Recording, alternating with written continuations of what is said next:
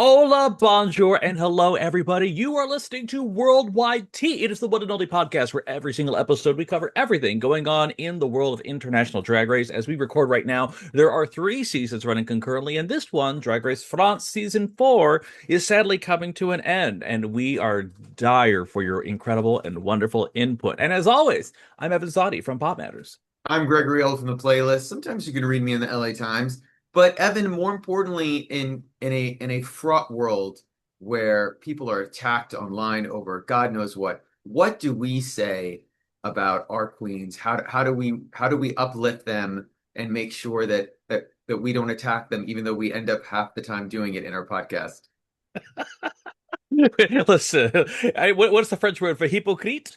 But I will Yes. say, I'm kidding. As anyone knows, we do it out of love because, truth be told, and honestly, in this House of Love, we believe that all drag is valid and that no queen ever deserves online hate. And as American entertainment journalists, we may not get every cultural reference. We always appreciate corrections, and especially you Philippine fans, you do the most to let us know when we're off course, and we do appreciate it. And there are some truly great queens who aren't going to drag race, and we love them all the same. I will say, all drag is valid, but that doesn't necessarily mean we have to like it. That is the one Yeah, thing it's I will true. say. Yeah. Yeah, I agree. We don't have to like it and we can criticize it. All drag is valid, but it doesn't mean it's all good drag. Like Yeah. there's a difference. And if you want to see some examples of some not good runways, let me tell you, we got a couple seasons raring to go for you. Also, I hope for anyone that does the triple set and listens to all our episodes, I hope you like Yeah. crystals this week because we got a very Crystals. glittery goddamn runway.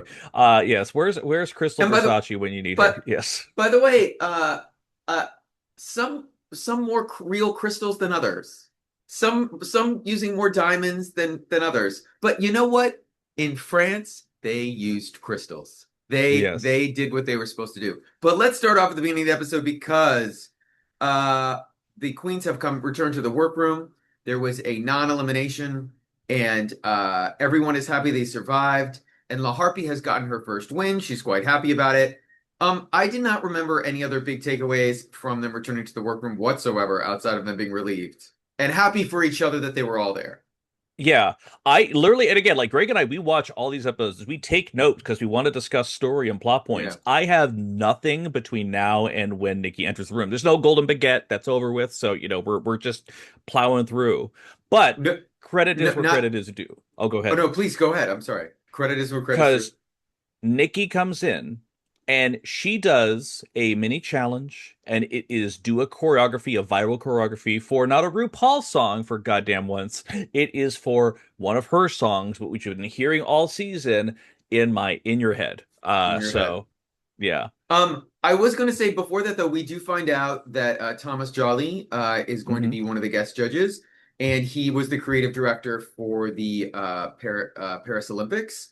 Hmm. And we'll find out something else that later on he's going to be doing something very special, which is quite impressive for the girls. Hmm. But also, we have history here, Evan. I can't believe I don't know if you wanted to bring this up later, but our guest judge is the two-time Eurovision winner, Loreen. Hmm. I do not think outside of specific drag queens and Michelle Visage, there has been any guest judge on more than two international franchises. And now we have Loreen, who has been on three. She has now been a guest judge on three franchises. She was on Drag Race Fairs, which, by the way, is the like forgotten great season that if you ever are bored, Hmm. go watch it. She was on Drag Race UK, and now she's on Drag Race France. We'll soon learn she speaks almost no French, but she Absolutely not. but she is there and she Right. is killing it, and we love that she loves these queens, but also a sort of history, like sort of. I'm surprised I didn't get an Insta post from one of these accounts coming through my algorithm being like the first whatever. Anyway, but you're right. Yeah. They do a mini challenge to In Your Head. They get into quick drag. Basically, the idea is they need to do a quick dance that would be on social media or TikTok. I have to be really honest. I wish they hadn't edited them all together because it looked like they were good in some of them were good individually. Did you have any thoughts before we reveal the winner? Lana Cotta just continuing to be an absolute goof in these kind of challenges that overall, but I will say that It was kind of fun, sublime with her Yeah. insane baton twirling. Like it's just this is the kind of stuff that you love to see in a mini challenge. I can't wait for them to win like a basket of cloths or whatever, like for the win. But yeah. Yeah, so as Amelia wins, and but Sublime was so good that Nikki asks her to also do a reprieve of her dance. And then we find out this week's mini challenge, because roasts are not a traditional thing in many other countries, is going to be tied to a lavender wedding between Daphne Burkney. Oh my God, did I say it right? Daphne. I'm so Daphne Birkin. No, Daphne Burkett, Berkey. Yes, yeah. Berkey, and Louis, and I always get his what's his last Prejean. name? Perjean. Prejean. Yeah. And the queens will toast slash roast them for this roast challenge. Um, they seem fine with it, although I think a couple of them are nervous. Did you have any thoughts on this framing for a roast? So we've done the exact wedding roast type situation before, and I think it was most infamously and I think most purposefully done on UK versus the World season 2.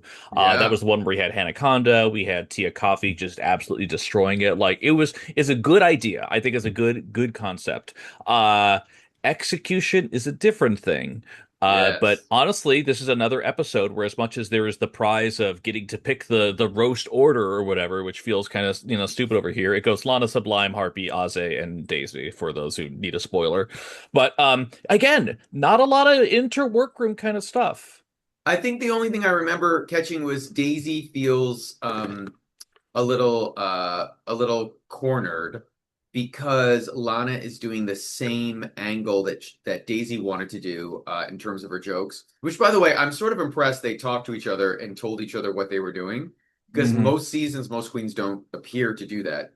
So you might end up going out on stage and not realizing the other queen is doing the jokes, but they clearly want to put on a good show. And Daisy seems a little upset about it, but it somehow works out. But before they can finish writing their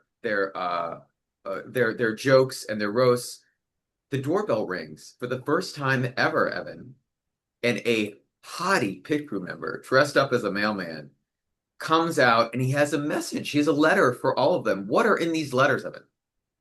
Well, they're actually all notes from Arietti asking if they can send jokes to her for a forthcoming All Stars challenge. I'm just kidding. She's not coming back. But it is actually quite lovely because while it is officially a letter to the thing, it is Yeah, also a photo of them each in early, if not first ever drag looks, and a letter that they wrote to themselves before they yeah. enter the competition, basically that they could read later on. And it's kind of it's a nice thing. I've been at like theater camps and stuff like that did similar, but like Ah, it's just like fine. It's just interesting because like it's right before the competition, so it's like not like super deep. Or remember like who yes. was I before this all started? You were still a drag queen. Like it was literally 2.5 weeks ago when this happened. Like I don't know how much emotional impact there is on that, but like it was still nice to see. I really like the early drag appearances. What were your thoughts? I like those two. I thought it was a good way to fill time on an episode where they Yeah. want it to clearly be an hour and 19 minutes, as opposed to having Loreen come and visit them in the a workroom and not speak any French to them. It would be so funny though. Daisy's letter did make her cry, which, I mean, queens are getting in their feelings. We're near the Hmm. end. Like, there's a lot of pressure, but I thought it was pretty good. But more importantly, the queens all come out of the workroom, and it's time to do this roast. Uh, Daphne jokes that she had no idea she was getting married today, and she says it almost like she really had no idea this was the challenge that was going to be this episode. And my big note in all caps is Loreen barely speaks French. Barely, barely, barely. Any other thoughts before the queens started their you know, whatever these roasts were trying to be? All I will say is that number one, Loreen, I love that her dress is kind of like this like fire lava thing with just this giant flume just like kind of cut Yes. jumping out of her chest. I think it's cool. And again, I will say it, I said it once and I'll say it a million times. Daphne Burkey has lost a bet. She needs to wear the most insane shit. This is I swear to God, we're gonna find out who's the French Ashton Kutcher, because we're gonna find out Le Punk. Like it'll be interesting to see. It is a look. And Uh, Louis Prigent and certainly is there. And I will say, I will stand by my take that she has been pressured by the success of Anna Locking just south of the border, and she's trying to match that style and craziness, which only Anna Locking can pull off. So, Hmm. by the way, Drag Race España coming this fall. Make sure to listen to our podcast. Um, but let's start going through these. So I have to be Yep. honest, I only had quick thoughts on them because first of all, these roasts were not very long. They were pretty fast. They were not Except very for long, and also there was like no audience, so I felt like the laughs were just like they were so muted. It was like there were things from like that's a funny joke, and I'm like I barely hear anything in the edit. And I, obviously in edits they're going to add in like additional laughs or things like that for whatever narrative purposes, but the whole thing just feels muted and subdued in a weird way.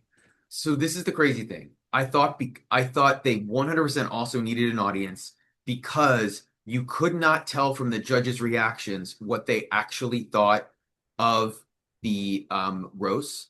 And I thought that that did a disservice to the audience watching because then you would be surprised how the judging went down.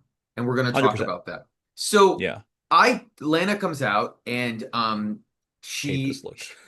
I didn't love this look. Yeah. Uh the big takeaway with her set is towards the end of the set, she does a fake out dramatic scene where she's Uh-huh. all of a sudden seems like she's being serious about her love for, I believe, Louis. Yes. And then she stops and reveals that she's actually auditioning for Thomas Jolly, who's sitting next to him. She's Yeah. hoping to get into whatever his production is. I thought it felt forced in translation. It did not feel organic or funny to me. So when we get Mhm. to who won this episode, I'm still sort of in shock. Do you have Yeah. any other thoughts on her little set? Her again, the tone of her entire set was just janky and odd, and I didn't like Yeah. it. I will say she did got in a great joke there, which was sublime, proof that names aren't everything. That Yes. was pretty good. I'm not going to just smash her all the way through, but like it also the kind of thing. Speaking about the audience and the laughter and whatnot, Yeah. kind of makes you appreciate low key RuPaul as a laugher because Yes. if she likes something, goddamn, she will let you goddamn know. And that is, I think, kind of a lost art in the audio mix and edit of it all. So there's that. I agree. Sublime was up next, and I literally had one word: safe. Like I didn't remember any of her jokes. I thought she did. I didn't think she bombed it. There was no like awkward, quiet moments, but she also seemed super fast and like got through it. What did you think? I will say that she did a lot of regional jokes that, especially for Yes. us, Yankee Devils, I didn't necessarily get them, but they all felt so light. It was like polite chuckle kind of humor. It was just all felt Yeah. so light. And for a roast, which is in theory the challenge, it didn't really go in that hard. And so, like, it was just kind of, it was airy, is how I describe it. Yeah. La Harpy was next, and I'm just gonna say I'm so confused, Evan. I thought she was funny. I laughed. I thought she was really good. I laughed reading the translations. What did I miss? Did you think she was bad? No, in fact, I wrote down specifically. And remember, I wanted this bitch to go home last week. Yeah, you hate Like her. I know, I hate her. How dare? But like, I thought she was good, and like by the end, she landed like this punchline, which got the loudest laugh in the entire room and throughout and like, I low key thought she was winning because like that last punchline that she had was like, everyone was laughing, everyone was guffawing. It was like just wild. And so I'm like, oh, okay, so Harpy wins again. This is her narrative that she gets to have Yep, heading into the finale. That's the sense that I got from the edit, which is interesting to see how it then played out. 100%. And the only one, to be honest, who I nailed, I guess, in terms of placement was as Amelia, because I just thought you could tell she didn't have that many zingers. There weren't Mm, that many like punchlines to her set, and it felt a little weak. But she was trying. It felt like yeah. she thought she was going to be better than she was, and it just didn't land. Mhm. What were your takes? Basically the exact same thing. Like it was the thing where it's like it was just good. I genuinely don't remember a single interesting thing about her set, which is not necessarily like a good sign. She is very much the personality hire, let's put it that way. But yeah, it was awkward kind of. Yeah, So, granted, we're not there's five of them, and we've already right. determined that we thought Lana was okay. Sublime was maybe safe. She could have been in the bottom, like if everyone else was good. We thought La Harpy was great. As Amelia, clearly not great, like in the bottom. And then Hmm. Daisy, the comedy queen, comes up. And listen, I want to love Daisy. I've been rooting for her. I thought she bombed. I was like stunned by like the eventual judges' critiques. Wow, what did you think about Daisy? So I think there was one thing that worked in her set, one thing that did not. I think that what didn't work in her set was this whole "I'm the wedding coordinator" thing. She's like, yes, I was going to release all these white doves, but they all died. I hear I have 5 turkeys instead. Oh, we were going to get it." Like she just like trying to like pretend that this was an extravagant thing. It's a nice bit. I don't think any punchlines really emerged from there. Now, the Yeah, thing that got me was early on in her set. The judges didn't seem necessarily to laugh at it, but I was like, yes, here is Daphne in the womb. She's absorbing all these extra guest judges. Here goes Kitty Smile. Here goes Shime. And I'm like, damn, that's like a yeah, roast. She's actually roasting it. And so like to that end, I thought like, oh, she's actually doing the gig. She's actually doing the thing. yeah. But then the reaction wasn't near what I heard from LaHarpy No. said. So it's the Mm-mm. kind of thing where it's like the wedding planner shit didn't work, and I thought the rest of her punchlines were actually good and did. So, and then the reaction from the audience was just weird. So I was in this weird kind of tonal disconnect of everything that happened. In my mind, I thought she did pretty okay, but I couldn't tell from the reaction how it was turning out. Go ahead. Because correct me if I'm wrong. Daisy's whole set was she was talking about how Daphne was eating the former judges Yes. on the judges panel. And if you've watched Drag Race France, you've realized we've gone through Kitty Smile has left, Shime, who we all forgot was even on, was has The left. And by the Angun of way, her we generation. don't even know if Angun's coming back. I don't know if she Yeah. is. We don't even know if she's coming to the. Is she showing up to the live finale? I don't know. Maybe. But it was awkward because they didn't seem to like jump. They weren't guffawing at it. They didn't think it was Right. that funny. That was weird. Um, Yeah. but anyway, more importantly, it's time for the this week's runway, which is Crystal Phenomenon. And again, we will repeat this for anyone who watches the other international seasons. At least these queens admitted that this was crystals and not pretend that they Yes. were diamonds. So Lana Cotta comes out and she has this it's a blue and white gown with draping with crystals as though it's from a chandelier.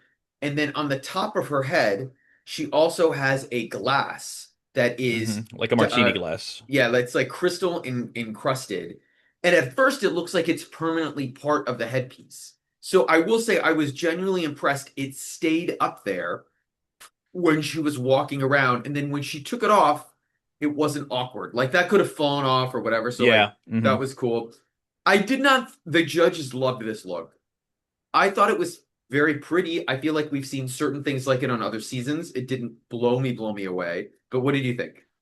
The shape, the silhouette was very interesting. I don't think it's something a typical thing that you would Yeah. normally see, but what really got me was the fact that the top loop of her dress, because it's like all these like crafty, clothy like loops. The top loop kind of goes around, and that's where her armholes are. But she Yeah. has one through the armhole under the loop, and then another one over the loop because that's the one she needs to go and grab the glass off the top of her head. Yes. So she's just kind of like this dress that isn't designed for this purpose. She has one arm in, one arm out, and there's kind of this weird like she's holding her body in a weird shape to try and accommodate this. So like she's at one point she even gets her like little nails kind of like strummed up kind of like Yes. in the glass and the other things too. So like it's good overall. It's just not a wham bam thank you ma'am. It's just yeah. Yeah.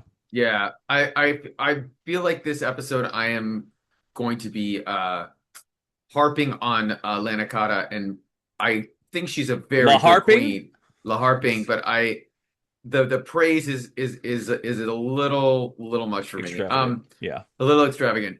Daisy Super Bitch is up next, and all I had to say was, is this the prettiest she's ever been? She comes out, and by the way, not a like groundbreaking, Oh yeah. like diamond encrusted gown, but the headpiece is gorgeous. I still think it could have been bigger. I think it Hmm. needed to be bigger for her head and her proportions, but it looks incredible. I just wrote super pretty. What did you think? Yeah. Very, very similar. It is a lovely dress. It feels like it could have been like a pretty safe-ish finale kind of look. Like that's the kind of level it Yes. was at, certainly, like the crown me kind of thing. In terms of a nude illusion, I thought she did very good. There was some very good skin tone matching that happened. I didn't love the back of the dress when she turned around. I felt like Yes. that felt a little kind of Hmm. iffy, but Yes. overall, I still agree. She looked very pretty. It was nice to see her go full glamour puss. And by the way, you know who could have looked amazing on that dress? Ooh. Tiffany and Co. in the Canada's Drag Race All Stars finale. But that's a deep cut for Evan and I. Yeah. Up next was La Harpy, and so here's the thing. I don't want to win. This was a gutsy move. And on paper, I can see a ton of all-star queens who are legit all-stars and winners being like, I'm gonna pull this off, and this is gonna be great, and it's gonna like flip the switch on what the prompt is. And it is the prompt. But she comes out in a corset and crutches, and she's got a neck brace on. She's sort of like been run over by something or diamonds or who knows. Hmm. And I she looks pretty, and the bodice is stunning. It has a beautiful number of like crystals, and like the material is shining. But I wrote maybe she overthought it. Like this felt like it's a little too far away from what the prompt is. It feels like Yeah. a whole other story and another runway. And she did, by the way, say she did it for this. Like this was Yeah. intentional. And She also I just go ahead. go ahead. She also said that this was a Showgirls reference, which is like, Yes. okay, like a very obviously, yes, obviously, throw some beads on the runway. Oh my goodness, someone falls down and this is the injury afterwards. That's great. That's a lot for a runway that's just fucking Yes. crystal. Again, let's use the rubric I always use for these situations. If you looked at a photo of just this outfit, could you guess the runway category? No. And like there's like a 40%, 30% chance it would have been crystal, but because of all this extravagance, and this prop work that's being done on top of it, I'd be like, movie reference, image. Like I wouldn't be able to know specifically that it's there off the gate. So she kind of loses it there. And the other thing too is that she has all of these beautiful jewels across the bodice, but like in the stage light that comes down, I'm not getting a lot of shimmer. It looks more just like kind of a texture, and like it just kind of all washes out to like the same hue. So there's no Yeah. dynamics to it. It's just like blue corset. Like that's what the eye sees. The only dynamic is when they do a close up and you can Right. see the light shining there. But I also feel like it was too simple. Like she Yeah. stoned every 100%. single thing. She stoned every like the crutches and every like the even the neck piece was like the Hmm. neck brace is like stoned. And I so she knew she had to do that, but it just felt like you overthought this girl. And it Hmm. came back to haunt her, and I Yeah. guess. Sublime is up next. I did not love this look as much as all the judges did. She is Same. she is basically in a latex tan bone Yeah. like Yeah. bodysuit-ish that has been hot glued, I mean probably hot glued, with strands of fabric that have tons of crystals on them to make a design over a pre-existing bodysuit or body. Yeah, it is a suit. Like it's not Yeah. skin tight. And I guess from a distance it looks interesting, but the more I looked at it, the more I was like, I don't get why this is good. But the judges loved it. What did you think?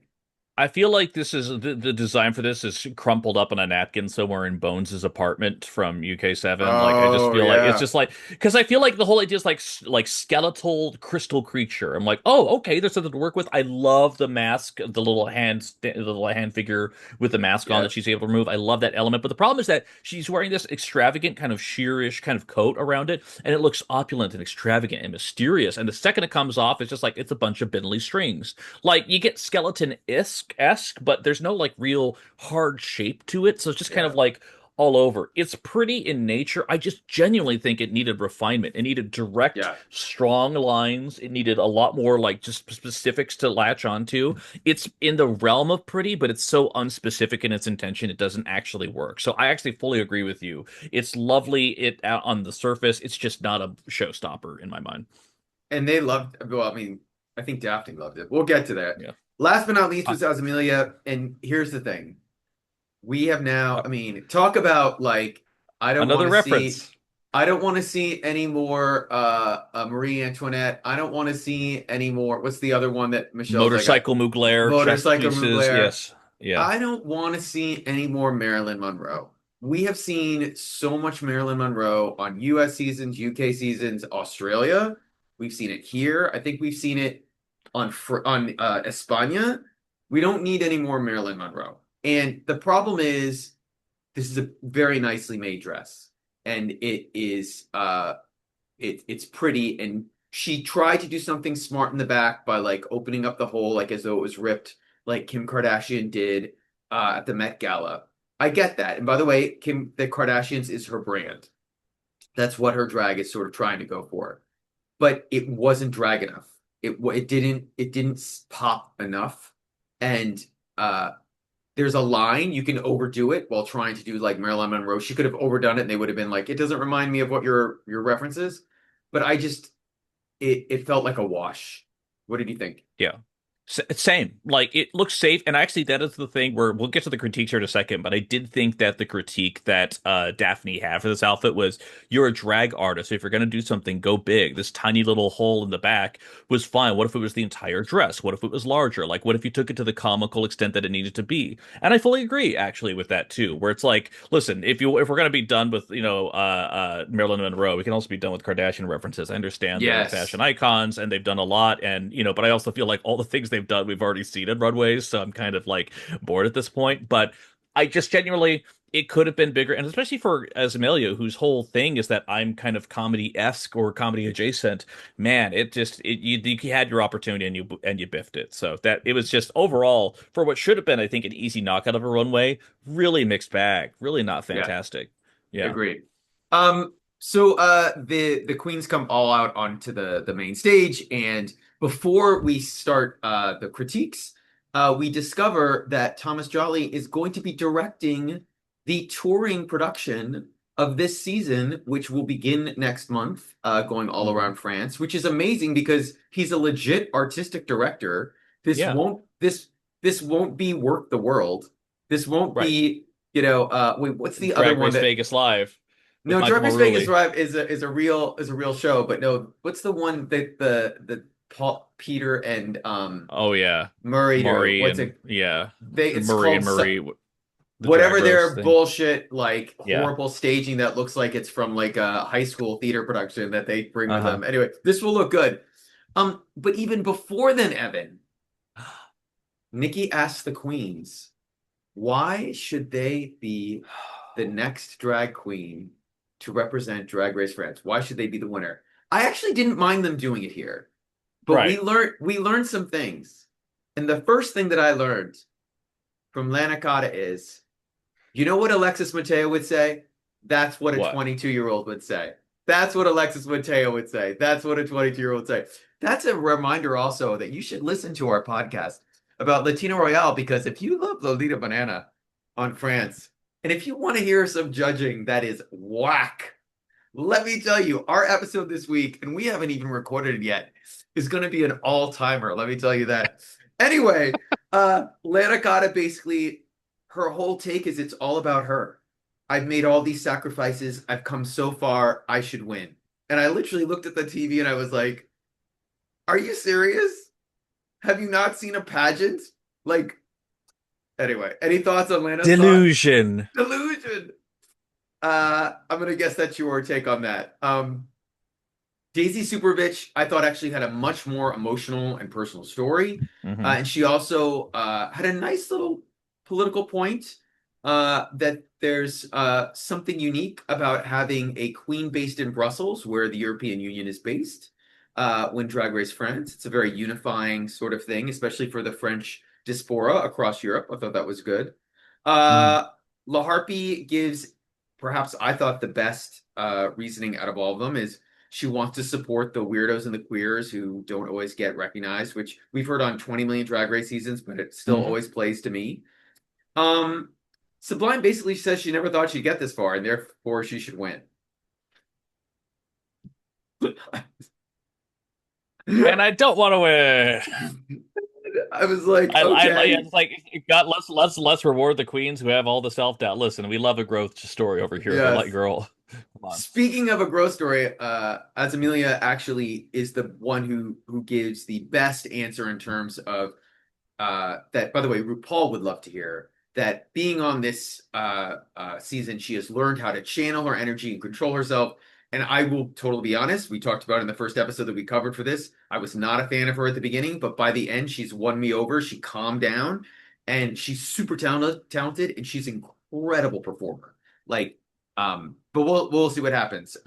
She's gonna The do G great on her All Stars France run. Let me tell you, I am I just hope gonna, so.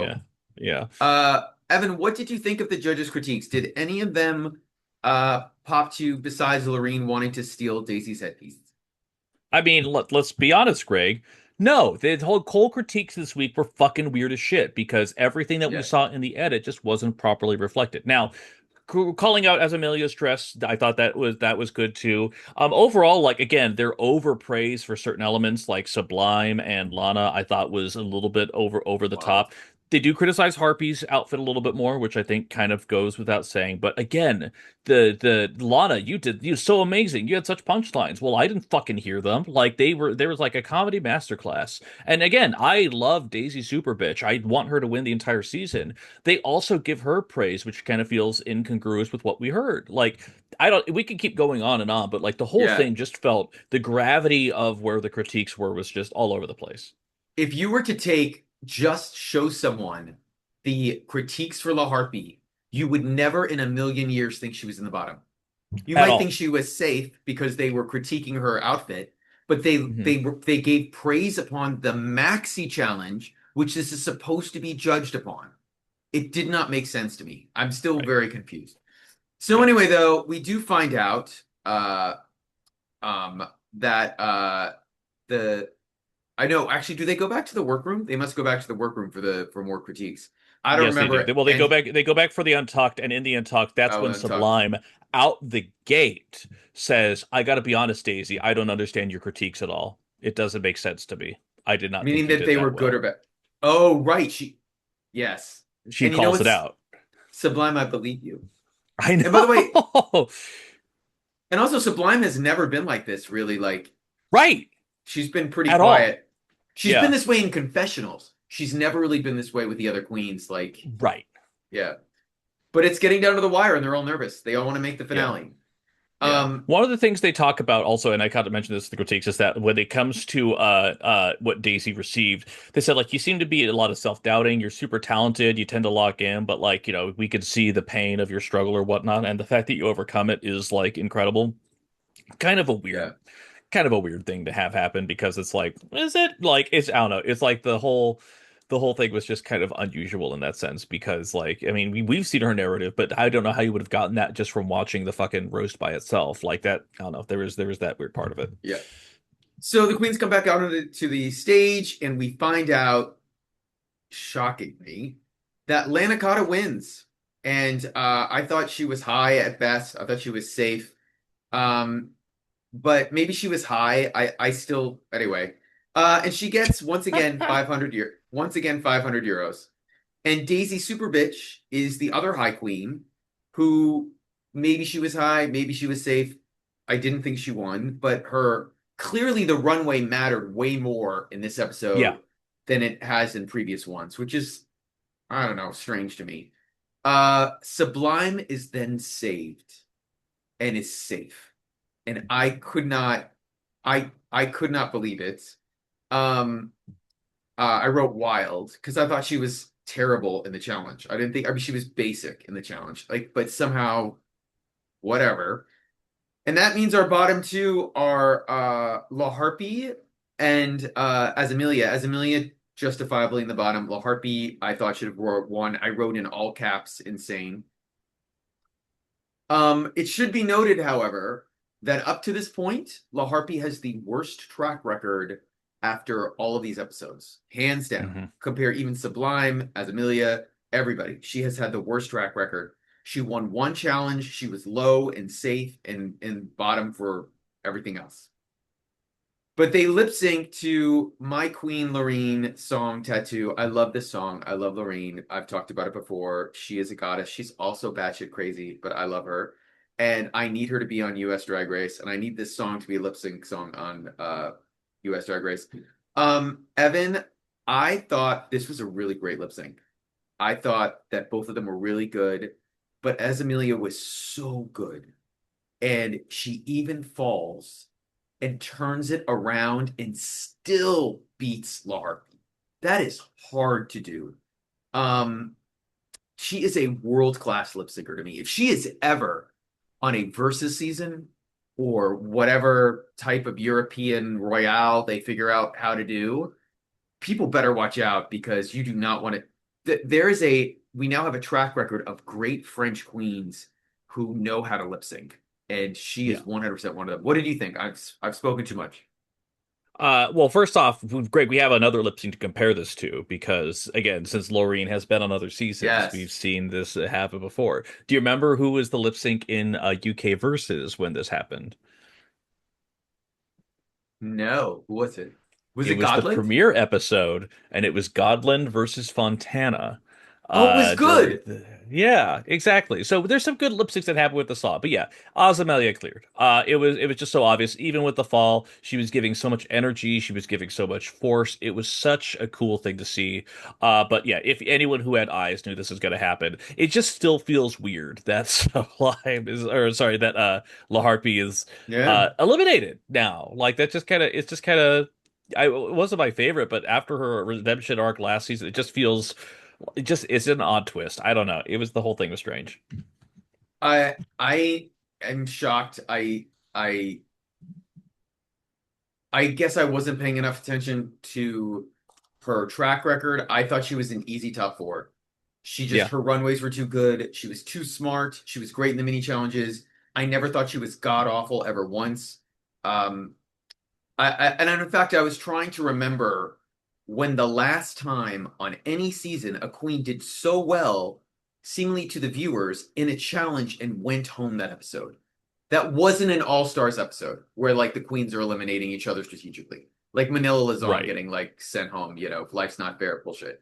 Like I can't remember once this happened. Can you remember the last time like we were so angry or people were upset that like someone did so well and then went home? I mean, there's some things that happen in Slation Royale that we can talk about, but I will say it is weird because like the thing with her with Sublime is that she, Daisy, and Azamelia share the girl group challenge win together because Yeah. they all three of them won that week. But the thing is with Sublime is that she has no other wins. She has a couple high Mm. placements, but she has no other wins outside of that. Meanwhile, Daisy Super Bitch won the talent show. Azamelia won the remix from the first episode. So like they have some more credentials over here. Lana Cotta is now a two-time winner, but like to have the Harpy go after she just won and then that's it. Like I know she's been at the bottom a decent amount, but like it just still feels weird. Sublime being in the top four just doesn't make sense with my fantasy, and I don't know. It's just an odd mix. Like Daisy Super Bitch I clocked for there. Azamelia I thought could maybe do it, and I was pleasantly surprised to see that she was able to do it. But like, and the other slots are just kind of like out there. So the fact that it's now Sublime and Lana Cotta, didn't see that coming. Is all I'll say. I mean, Sublime has had nice runways, but Yeah. like, do you want to see her on France All Stars? Do you want to see her on a versus? Like, I feel like we've seen everything of who she is. Sublime is a quote unquote French legend. She like Hmm. does the works at the Moulin Rouge or the Cabaret in Paris. Yeah, Like yeah, yeah, she's well, so maybe that's the context we're missing. That like for viewers, it's like, oh, we know who she is. She's been on yeah. French television and other times. But also, she's this entire season played this like, oh, I don't know how to talk in public. I don't know how to do all this stuff. And I'm like, you've been a queen for 13 years Right. and you only know how to come out and dance and not do interviews or talk or it's so there's a disconnect. Right. It's I just don't it's get just it. it's just odd. But either way, I'll give credit to her as well as Harpy goes, and obviously there's a lot of sadness associated with it. She clearly didn't think it was her time to go at all whatsoever. No. But she goes back into the workroom for her lipstick signature, and then she just starts stealing shit. And it just like it just I love it so much. She's just grabbing moisturizers and other things on the walls. It doesn't matter. Listen, you got her this far. She's right Yeah. outside the finale. Props to you, Mama. I thought it was great. You know what? More queens should do that shit. I I would do it too. agree. Uh Exactly. I do also just want to add that at the end of the lip sync, Loreen was incredibly emotional and gave a Yes. heartfelt English response to her opinions of the lip sync, which she loved and loved.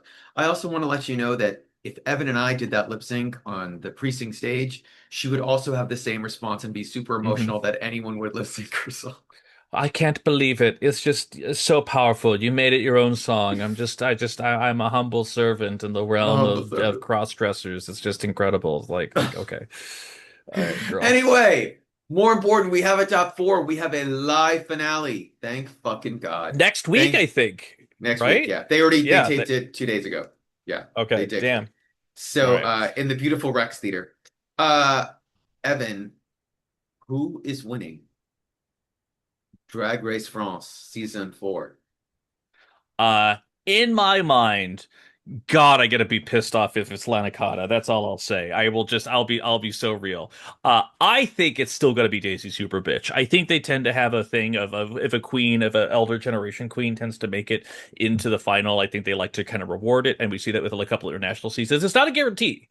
Not a guarantee by any means, but I do feel like we have a no, there's no track record of like blown away amazing. I just think that Daisy Super Bitch has the most high placements out of anything else, and not you have to do it Yeah. on track record alone. I just feel like who's gonna win? Like it isn't Mikey Meeks where it's like, sure, why not? This is just the thing where it's like I feel like Daisy just feels like the strongest. Tell me I'm wrong. You eliminated Jane Doe. No, What are you gonna do? This is just I it's just like Australia when they're like, oh, Anita Wiglet did too well. I guess we gotta find someone. Bring back art. Who gives a fuck? Like at that point, like it's just truly, you know. I'm sorry. Mikey Meeks won the show, and she did this Emmy press last week where she like moderated a panel, and I didn't even recognize her mug. Like she's already changed her mug so much, and I'm like, I don't even who you won the season? Like I didn't even. It's so crazy to me. Um, I Greg sent me a post once of just like it was her like my Instagram got hacked. Does anyone know how to get out here? I'm like, I don't know, winner of RuPaul's Drag Race. I would hope you would have had that locked down by now, but go off, sis. And I was like, it's oh, like, damn. oh. By the way, if you wanted to have a winner who could make Anya Nerve seem like, Yeah. a super Friend deserving of the like pod, Anya right of Nerve, by the Anya way. Nerve. Exactly. So, I will say that I I think Daisy's going to win it. yeah. I think that I will say, knowing the tea before the season started about I knew how well she did, she's slightly disappointed me. She hasn't been as Hmm. funny. She hasn't been the comedy queen I thought she was hyped up to be. Hmm. But I thought she's done a really solid job. Part of me does think they're going to give it to Lana, that they Yeah. want the young queen. Also, if you look at the likes on the official France TV On the posts, which team are you kind of thing. yeah, Yeah. it is. She's destroying them. Like the young Drag Race France fans and women love and I Lana, and I don't get why. I mean, I get why, but it's Hmm. wild.